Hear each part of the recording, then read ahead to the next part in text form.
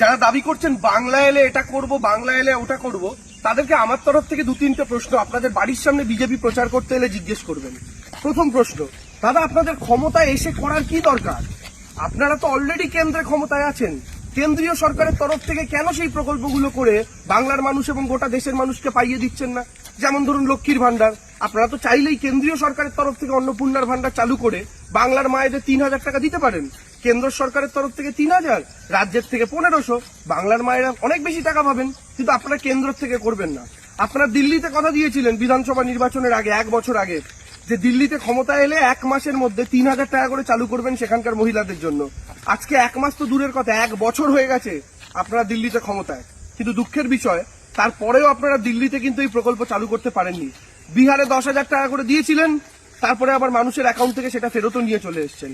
মহারাষ্ট্রে মহিলাদের টাকা দিয়েছিলেন, তার পরবর্তীকালে সেই প্রকল্প এবং পোর্টালটাই বন্ধ হয়ে গেছে।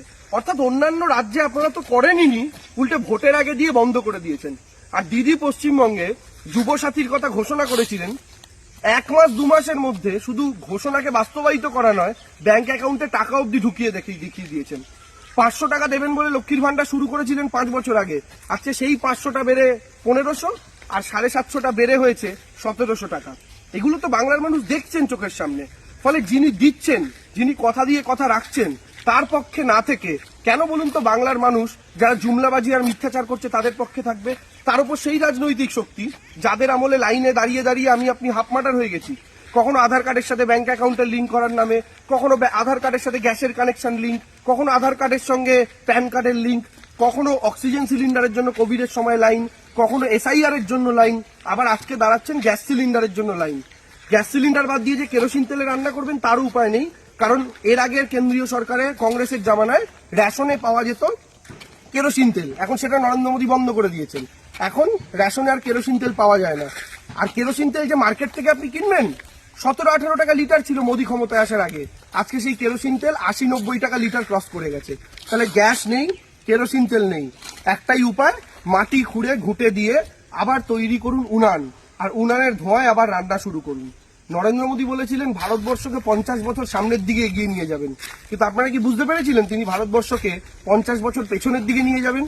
তাহলে যে সরকারটা কেন্দ্রের ক্ষমতায় এসে একটা দেশকে 50 বছর পেছনের দিকে নিয়ে চলে গেছে, গ্যাস ওভেন বাদ দিয়ে মানুষকে আবার উনানে ঘুঁটেতে রান্না করতে হচ্ছে, সেই রাজনৈতিক দলকে পশ্চিমবঙ্গে এনে পশ্চিমবঙ্গটাকে কি পিছিয়ে দেওয়ার খুব দরকার? বাংলার মানুষ কিন্তু এটা বোঝেন। তাই ভারতীয় জনতা পার্টিকে যখনই দেখবেন প্রচার করতে আসছে, এই প্রশ্নগুলো মুখের ওপর ছুড়ে দেবেন। আসলে 5-5টা নোবেল পাওয়াই বাঙালি জাতিকে বিজেপি ভয় পায়। তারা জানে বাঙালির বুদ্ধিমত্তার সঙ্গে লড়াই করা সম্ভব না।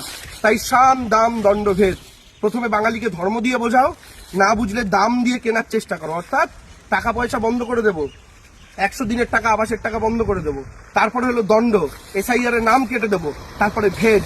যদি ফাইনালি কথা না শোনেন, তারপরে ভেদ মানে কি? হিটলারের গ্যাস চেম্বার অপেক্ষা করছে বাঙালির জন্য।